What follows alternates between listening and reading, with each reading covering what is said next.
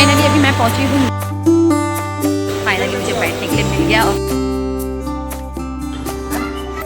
बोलो पहले क्या है इसमें। अस्सलाम वालेकुम, good morning everyone, welcome back to our YouTube channel. सबसे पहले वीडियो स्टार्ट करने से पहले कहूँगी मेरे यूट्यूब चैनल को आप सब्सक्राइब ज़रूर करना, क्योंकि आप मेरी फैमिली हो। मैं चाहती हूँ मेरी फैमिली मुझसे जुड़ कर रहे। तो सुबह सुबह का वक्त है, आज है 21 जुलाई और मैं उठ गई हूँ एकदम सुबह सुबह। एक्चुअली मैं सोती नहीं हूँ रात में, क्योंकि जब भी मेरी बेटी के पास जाना रहता हो या मेरे बच्चों को बोर्डिंग छोड़ना भी होता ना, तो मैं बहुत ज़्यादा एक्साइटमेंट रहती हूँ। मैं जागती हूँ, पूरी रात जागती हूँ, ताकि मैं सोचती हूँ कि सुबह जल्दी लेट हो जाए मेरे से। इस वजह से तो मैं निकलने वाली हूँ, सुबह 5 बजे तैयार हो चुकी हूँ। और प्लीज़ कमेंट्स करना और प्यार भी देना हाँ आप लोग ने, क्योंकि मैं आप लोगों से जुड़ रही हूँ। और बच्चे तो सोए हैं सुबह सुबह, तो मैं निकल रही हूँ अकेले नहीं, अब्बा को यानी मेरे पापा। तो पापा को मैं बोली रहने दो पापा, मैं चले जाऊँगी कैसा भी चलते चलते। तो पापा बोले रहने दे, ऑटो वाले तो मिलते नहीं है सुबह सुबह, और यहाँ पर हमारे उरन में ऑटो का जो टाइमिंग है वो 7 बजे के बाद होता है। तो यहाँ पर पापा को मैं बोली मुझे द्रोणागिरी रेलवे स्टेशन ही छोड़ दो, बेटर रहेगा। और यहाँ पे इतना सुनसान एरिया ना गाइस, इतना अंधेरे में सुबह सुबह जल्दी निकलना पड़ रहा मुझे। तो वहाँ से ही मैं टिकट लेकर बैठूंगी। तो ये बज रहे हैं सुबह के तकरीबन 5:30 बज रहे हैं।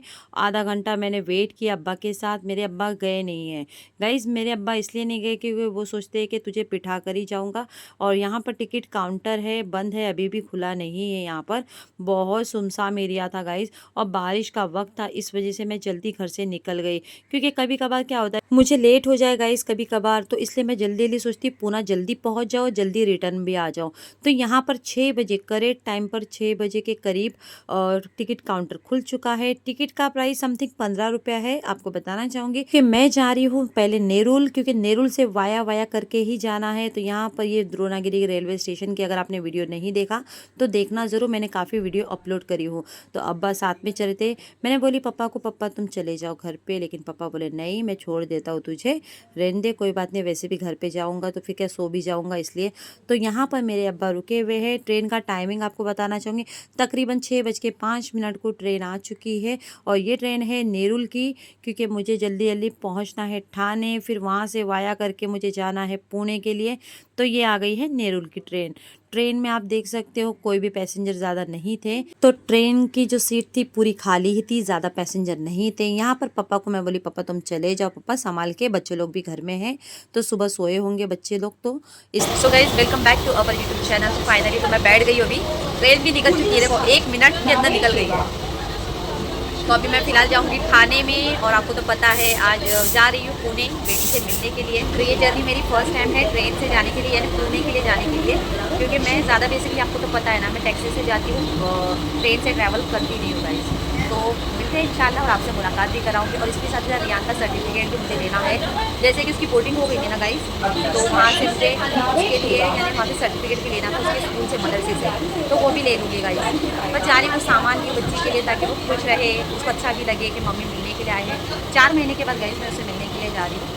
और अभी फ़िलहाल फाइनल लेकर आना है उसको सिर्फ दिवाली में। तो बस आप लोगों से मुलाकात करवाऊँगी, आप लोग प्यार देना, दुआ भी करना, और नए हो तो चैनल को सब्सक्राइब जरूर करना, कमेंट जरूर करना, और हमारा और आपका रिश्ता इसी तरह से बने रहेगा ही। चलिए पुणे डायरेक्ट पहुँचती हूँ और आपको मिलाती भी हूँ कैसे ट्रैवल मैंने कितनी सर्वाइवर करी, कितना तकलीफ से जाना पड़ता था। तो सारी चीज़ें आपको मैं बात करूँगी और आपसे डिस्कशन करूँगी। तो पुणे का सफ़र मेरे लिए कोई नया सफ़र नहीं है गाइस। मैं जब उरन में आई थी तो मेरा बड़ा बेटा वहाँ पर बोर्डिंग में पढ़ता था पुणे में, तो उसका अप डाउन मैंने बहुत बार किया है ट्रैवल। लेकिन मैं कहना चाहूँगी उन लड़कियों को कि आप लोग स्ट्रांग बने रहो, ट्रैवल करते रहो, जर्नी करते रहो, अपने बच्चों के लिए हर चीज़ों की बोलते ना जानकारी और नॉलेज लेते रहो। तो देखते देखते नेरुल स्टेशन भी आ चुका है, बहुत टाइम लगा, और स्लो धीमी ट्रेन थी, टाइम लग चुका। तो 7 बजे मैं नेरुल रेलवे स्टेशन पर पहुँच गई हूँ गाइस। फाइनली अभी मैं पहुंची हूँ नेरुल। अभी बैठना है मुझे ठाणे के लिए, क्योंकि डायरेक्ट पूना नहीं जाएंगी।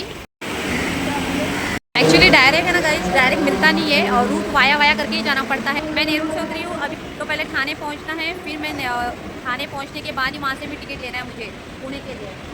तो ये बहुत ज़्यादा ये हो जाता है ट्रैवल मुझे वाया वाया। और फर्स्ट टाइम यानी बहुत साल हो गए मुझे, बहुत साल हो गए ट्रेन में बैठने के लिए मुझे, वरना मैं ना वो अपना टैक्सी जाएंगे फटाफट 400-500 रुपये ले लेता है, लेकिन पहुंचा देता है, फिर भी चलो। जनरल लोकल डब्बे में बैठना मेरे लिए कोई नई बात नहीं है पुणे के लिए गाइस। मैं बैठ चुकी हूँ, जाकर भी आई हूँ, तकलीफ भी उठाई हूँ अपने बच्चों के लिए। तो यहाँ पर मैं आई हूँ ठाणे के लिए। तो प्लेटफॉर्म नंबर 2 पर यहाँ पर आपको ठाणे के लिए मिलेंगी। एक ट्रेन ये भी थी ठाणे के लिए, लेकिन ये लेट जाने वाली थी, तो ये आ गई है ठाणे जाने के लिए। मैं बैठी हूँ 7:15 या 10 मिनट के करीब कुछ बैठ चुकी हूँ ट्रेन में, और ट्रेन भी आ चुकी है और मुझे सीट भी मिली है। फिलहाल तो अभी मैं बैठी हूँ ठाणे के लिए नेहरू से, तो छूट भी गई है, ज़्यादा वक्त लगा नहीं इसे निकलने के लिए। मुझे लगी है बहुत ज़ोर की भूख और इसी के साथ चाय की तलब। आप तो जानते हो आई एम चाय लवर। तो जैसे ही पहुँचती हूँ थोड़ा कुछ ब्रेकफास्ट कर लूँगी, और वैसे ही जैसे पूना की मिल जाएगी फटाफट ट्रेन। वैसे भी ट्रेन तो कुछ 8:30 की भी है, 8:30 की भी है और 9:30 की भी है गाइस। तो जैसे भी ट्रेन मिल जाती है जितनी जल्दी उतने जल्दी पहुँचना है मुझे। चलिए मिलते हैं। ट्रेन छुटी है नेरुल से ठाणे के लिए जाने के लिए 7:05 के लिए। तो ये 5 मिनट कुछ सफ़र रहता है। तो यहाँ से मैं निकल चुकी ठाणे जाने के लिए। ठाणे भी आ चुका है, देख सकते हो। तकरीबन मैं पहुँची हूँ तकरीबन 7:30, यानी आधा घंटा लग ही जाता है। प्लेटफॉर्म नंबर 5 पर आपको पुणे की मिलेंगी। टिकट तो निकाल ली हूँ पुणे के लिए। 8 बजे की ट्रेन है फिलहाल के लिए, अभी आधा घंटा बचा हुआ है। चलो फिर बैठते हैं फटाफट, क्योंकि मेरे को भूख भी लगी है और मैं कुछ लेकर ही ट्रेन में बैठती हूँ फाइनली। 8 बजे प्लेटफॉर्म नंबर 5 से पुणे की ट्रेन जाने वाली थी। तो ये देख सकते हो ट्रेन तो आ चुकी है। बहुत ज़्यादा भीड़ थी गाइस। जनरल डब्बे में भी इतनी भीड़ थी कि मुझे बैठने की सीट नहीं मिली। एक सीट मिल गई थी, मैं सुकून से बैठी, लेकिन उन्होंने कहा रिजर्वेशन रहेंगी, उठ जाना पड़ेगा। तो फिर देख सकते हो मैं यहाँ पर, आप देख सकते हो टॉयलेट बाथरूम कहाँ पर रहता है साइड, वहाँ पर मैं यहाँ पर पकड़ के खड़े हो गई हूँ, क्योंकि भीड़ बहुत ज़्यादा थी गाइस। और इतनी घुटन हो रही थी ना कि ये फ़ैन भी कोई काम का नहीं था। ये फ़ैन तो इतना मतलब का ही नहीं था। लेकिन कैसे कैसे करके रिक्वेस्ट कर करके मैं यहाँ पर सीट ले ली हूँ बीच में बैठने की। और साथ ही साथ स्टेशन से ही मैंने समोसा ले लिया था। आप तो जानते हो मुझे भूख लगती है सुबह सुबह, और एकदम वो हो गया था, बीपी भी काफ़ी ज़्यादा लो हो रही थी, और घबराहट तो इतनी ज़्यादा भाई साहब, घबराहट। ये फ़ैन भी इतने चल ही नहीं रहते, नाम के फ़ैन है जनरल डब्बे में भी कुछ ही नहीं चल रहा था। इतनी घुटन महसूस हो रही थी, वेंटिलेशन एकदम पैक हो गया था। और बारिश का तो मौसम था, लेकिन कैसा है, हवा नहीं आ रही थी अंदर। तो यहाँ पर है ना, आप देख सकते हो कितनी ज़्यादा भीड़ है, लोग खड़े खड़े जा रहे हैं। और मुझे सीट इसलिए बैठने के लिए मिली गाइस, क्योंकि लोग कैसे एकदम जगह एकदम स्पेस है ना, खींच कर बैठ जाते हैं। और यहाँ पर बारिश हो रही थी, इस वजह से खिड़की भी ऑफ थी। तो जैसे तैसे करके जो सामने मेरे फ्रंट पर जो सीट पर बैठे हुए थे विंडो के पास, वो चले गए थे, लोनावाला उतर गए थे उन लोग। तो वहाँ पर फिर मैं बैठ गई, इतनी हवा अच्छी आ रही थी, मुझे बहुत अच्छा लग रहा था। कैसा हो रहा था, सफ़र का टाइम जैसा होता है ना, तो यहाँ पर ये नहीं देखा जाता है कि भाई कहाँ बैठना है कहाँ नहीं, कैसा भी करके मुझे ना, मेरा सिर्फ यही थिंकिंग रहता है कि मुझे पहुँचना है, मेरी बच्ची से मिलना है। और मैं सुबह सुबह जनरल डब्बे में इसलिए गई हूँ, आप सोच रहे होंगे। तो रिजर्वेशन टिकट नहीं करने का रीज़न सिर्फ यही था गाइस, कि मुझे कन्फर्म नहीं था जाने का। तो गाइस फाइनली पूना आ गया है। काफ़ी लंबे टाइम का इंतज़ार करते हुए, यानी तकरीबन 3.5 घंटे का सफ़र रहा, और बहुत स्लो। और तो 3.5 घंटे का सफ़र, और इतना ज़्यादा स्लो ट्रेन थी ना गाइस, थक गई, बैठे बैठे थक गई। बड़े मुश्किल से है ना सीट मिली बैठने की। 8:05 से पुणे की ट्रेन छूट गई थी ठाणे से। और आपको पता है गाइस, बहुत लेट हो गया था, 11:40 हो गए थे। तो ये देख सकते हो पूना स्टेशन में पहुंच गई। फाइनली अभी तकरीबन बजे है 11:15, यानी समझो 11:30 बजे तक पहुंच गई है। 3.5 घंटा लगा है, थक थक के हालत ख़राब हो गई है मेरी। चलो जल्दी जल्दी पहुंच जाती। पहले रियान का एक्चुअली मुझे ना सर्टिफिकेट लेना है गाइस, तो पहले वो ले लेती हूँ, और फिर फाइनली ना तैयबा के पास पहुंचती हूँ और आपको मिलाती हूँ उससे। मॉनसून की वजह से, बारिश की वजह से बहुत धीमी ट्रेन चल रही थी, और बहुत लेट हो गया था गाइस, 3.5 घंटा गुजर गया। तो यहाँ से मुझे ऑटो लेना पड़ता है मेरी बेटी के पास पहुँचने के लिए। 1 घंटा तो इसी में भी चला जाता है। इतनी भी थकावट है, उतनी थकावट मेरी बेटी को देखकर मुझे इतना सुकून मिला है कि मेरी सारी थकावट ही दूर हो गई थी। जितनी बॉडी पेन होता था, मुझे हाथ दर्द दे रहे थे, खड़े खड़े बैठे बैठे एकदम वो हो गया था। अस्सलाम वालेकुम।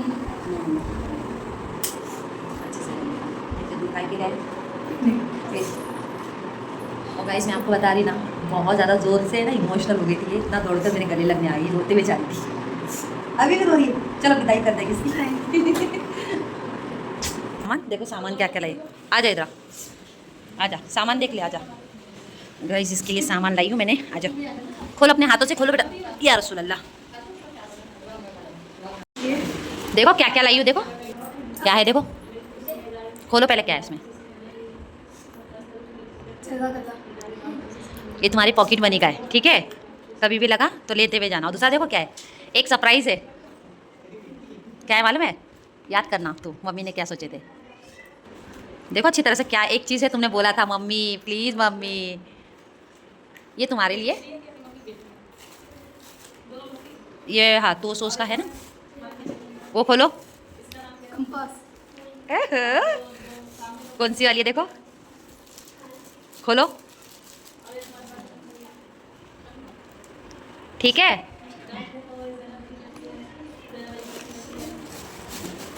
और सामान है बेटा, देख लो सामान क्या क्या है। अच्छा लगा? हाँ ये मेरा एयरफोन है। मेरा सामान देख ले बेटा कौन सा है इसमें। तो गाइस इसके लिए ये सामान ले ली थी मैं। हाँ ये मेरा है जाने। ये बात कैसा लग रहा है?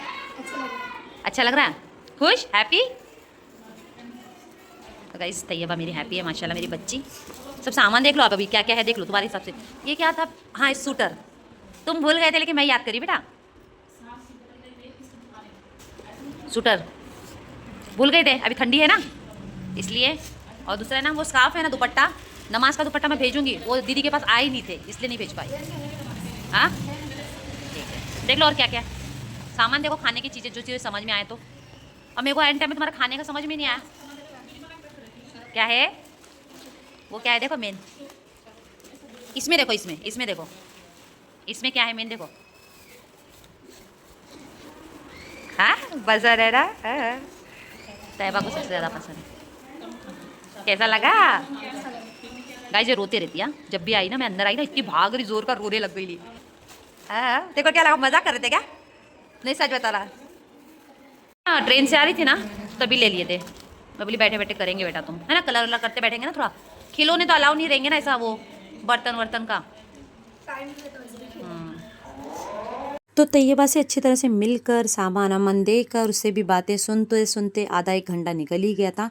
तो मैंने सोचा चलो सबसे बात कर ले वीडियो कॉल पे। तो उनके फादर से भी उसने बात करी है, उनके मामी मुमानी और जो बच्चे हैं देखो कितनी खुश हो रही है ना, सुमैया और उसी के साथ ही साथ हमारी भैयो और मुस्कान, शिफा, एयान और सभी बच्चों से देख देख कर देखिए मामों से भी बात कर रही है वो। तो इतनी खुश हो गई थी तो मैं बोली जाते थे तू बात कर ले, क्योंकि कैसा है गाइस अलाउ नहीं रहता है ना वीडियो कॉल पर, अलाउ करते नहीं है। सिर्फ वीकली हो या एक महीने में 2 बार 3 बार सिर्फ बच्चों को कॉलिंग पे बात करने का अलाउ होता है, वो भी 3 मिनट के लिए। तो यहाँ पर मैं बोली तैयबा को सबसे बात कर ले तू अभी, फिर बाद में तू बोलेंगी कि बात नहीं करा है मम्मी। तो ये देखो छोटू हमारे घर का मेरा छोटा भतीजा, ये भी बात कर रहा है, ये बार बार मस्ती कर रहा था, फ़ोन छीन रहा था। तो मामू से भी हालचाल पूछी, तो सुमैया से भी बात कर रही है तैयबा, और ये देखो कैसी बात करती है सुमैया भी। तो तैयबा दीदी के लिए कुछ भेजी नहीं ना? यहाँ पर अभी बड़ी मुमानी से भी बात कर रही है, क्योंकि मेरे भाभी जो है वो गांव गए हैं, शादी थी वहाँ पर उनके फैमिली में उनके भाई की। तो यहाँ पर मैं बोली मामी से भी बात करके ले ले। मामू का फ़ोन नहीं लग रहा था, मैंने ट्राई किया काफ़ी टाइम से। तैयबा ने नाना से भी बात कर ली है, और इसी के साथ साथ अम्मी से बात नहीं हो पाई, यानी नानी से, क्योंकि अम्मी है ना काम में रहते हैं और उनका फ़ोन है ना नॉट रीचेबल जा रहा था, और वो दवाखाने में रहते हैं काम में। वालेकुम अस्सलाम। अच्छी हूँ। हाँ नहीं तबीयत अच्छी नहीं है, नहीं पानी अच्छे है घर में, लेकिन तबीयत सही नहीं है, पैसे भेज दो। नहीं 1 रुपए नहीं, नोटों की गड्डी भेज दो हमें। ऑनलाइन। वालेकुम अस्सलाम। अच्छी हूँ, तुम कैसे? नहीं अच्छी नहीं है, तबीयत अच्छी नहीं है, तू आ जा थोड़ा काम कर। बैठी हूँ। हाँ, नहीं एरोप्लेन से डायरेक्ट बिठा ऐसे आ गई हूँ। वालेकुम सलाम। नहीं डायरेक्ट ऐसी एरोप्लेन में ना डायरेक्ट आ गई मैं ऐसी। हाँ अल्लाह हाफिज। कैसा लगा बात करके? अच्छा लगा। सब लोगों से बात कर ली आज, बहुत परेशान ये थी ना, सबसे बात करना है, सबसे बात कर। चलो फाइनल हो गया बात करके अभी। तो चलिए गाइस मुलाकात का वक्त हो गया है, 2 बज गए हैं, और तैयबा से मिलके बहुत खुशी हुई है मुझको भी। रो रही थी, बहुत रो रही थी करके। इंशाल्लाह भी दिवाली में ना भाई को भेजूंगी, या फिर मैं कोशिश करूंगी लेकर आने के लिए इसको। बस आप लोग सभी दुआ करें ताकि मेरी बच्ची अच्छे से पढ़े, और प्रॉमिस ना पढ़ेगी ना। चलिए गाइस मिलते हैं। मिलते हैं नए ब्लॉग के साथ। दुआ में याद रखिए, अपना ख्याल रखिए और मेरी बच्ची के लिए दुआ करिए ताकि वो अच्छे से पढ़े। और अभी 8, 9, 10, 11, 12 यानी 4 साल है इसकी पढ़ाई का बस। फिर उसके बाद मेरी बच्ची मेरे साथ रहेंगी। आप लोग दुआ करिए। और इतना सफ़र तय करके आना पड़ता है, देख लिए ना गाइस, ऐसे ही सफ़र करके आना पड़ता है मुझे। चलिए मिलते हैं नए ब्लॉग के साथ। बाय एवरीवन, टेक केयर, अपना ख्याल रखना। बाय कर दो। अस्सलाम वालेकुम। अस्सलाम वालेकुम। कितना चला गया मुझे पता ही नहीं चला, 1.5 घंटा हो गया मुझे बैठे बैठे, और इतना अलाउ भी नहीं करते। लेकिन मैं है ना बहुत 4 महीना 6 महीने के बाद आती हूँ बच्ची से मिलने। तो ये तैयबा का रिपोर्ट कार्ड है, साइन करने बोले थे। तो मेरी बेटी बोलती मम्मी अल्लाह हाफिज़ मम्मी, तो मुझे बहुत अच्छा लगा। गाइज़ आपको बताना चाहूँगी, मैं तकरीबन 4 बजे पुणे रेलवे स्टेशन से बैठी फिर से, और घर पे आने के लिए यानी ठाणे पहुँचना, फिर वापस से नेरुल ऐसे ही। तो सीट तो बैठने की मिली नहीं थी, जनरल से ही जा रही हूँ, और बाथरूम के पास ही मुझे बैठने के लिए मिला। मुझे कोई शर्मिंदगी नहीं है गाइज़, क्योंकि ये देखो हमारी लाइफ है रूटीन, हम मिडिल क्लास लोग हैं, कहीं भी बैठ कर जा सकते हैं। और हाँ, ये सीन देखकर मुझे ना सच में वो सीन आणवी कामदार की याद आ गई थी। तो सभी लोगों से जो मैं रिक्वेस्ट करना चाहूँगी, अगर आप घूमने जाते हो सावधानी बरतिए, मौसम के हिसाब से अभी जाना सही भी नहीं है, और काफ़ी लोग ऐसे मुसीबत में फंस जाते हैं इस वजह से। तो मैं ट्रेन से काफ़ी ज़्यादा परेशान थी, क्योंकि बहुत स्लो थी, मुझे उतरना पड़ा कल्याण पे। ट्रेन इतनी स्लो धीमी थी, कल्याण में मैं पहुंची 8 बजे। ये पुणे की ट्रेन गाइज है ना, ठाणे नहीं रुक पाई है, इस वजह से मुझे कल्याण उतरना पड़ा। तो ट्रेन आ गई है गाइज, मैं पहुंचने वाली हूँ ठाणे, क्योंकि मुझे ठाणे ही उतरना है। बहुत ज़्यादा थकावट हो जाती है गाइज, देख सकते हो आप, मुझे देखकर ही आप समझ जाइए कि मेरा पेन कितना ज़्यादा है, क्योंकि मेरे हाथ पैर है ना इतने बॉडी का पेन होता है ना, थक जाती हूँ। बॉडी पेन, सर दर्द, घुटन, ये सारी चीज़ें, मुझे एंजाइटी शुरू हो जाती है। और मैं है ना जो समोसा खाई हूँ, आप तो जानते हो, कभी खाना मिल गया तो खा ली, नहीं मिला तो छोड़ दिया ऐसे। तो इतना ज़्यादा टाइम हुआ था, ज़्यादा टाइम होने की वजह से मैं आ गई फिर से जूही नगर, क्योंकि मैं पहुंच गई थी, मुझे लगा कि मुझे ट्रेन मिलेंगी, नेरुल से भी नहीं मिली उड़न के लिए। तो मैं फिर से जूही नगर आई, जूही नगर से फिर ये लास्ट टैक्सी थी गाइज, ये लास्ट टैक्सी मुझे मिली है तकरीबन कुछ 9:30 10 बजे के आसपास में मिली है। तो ये हमारे ही रिलेटिव वाले हैं उस्मान, तो ये मुझे मिल गए। तो ये गाड़ी चलाते हैं जूही नगर से ही। तो मैं फाइनली पहुंच गई हूँ 10:30 बजे। मुझे देखकर आप समझ ही गए होंगे कि कितनी थकावट हो गई। मैं आई जैसे ही गर्म पानी से नहा धोकर गरम गरम चाय मेरे बेटे को बोली बेटा बना कर दे, इतनी थकावट हो रही थी। और आई होप सो आप मेरी जर्नी समझ गए होंगे गाइज, मेरा अप डाउन शेड्यूल कैसा होता है। तो चैनल को लाइक शेयर सब्सक्राइब जरूर करना।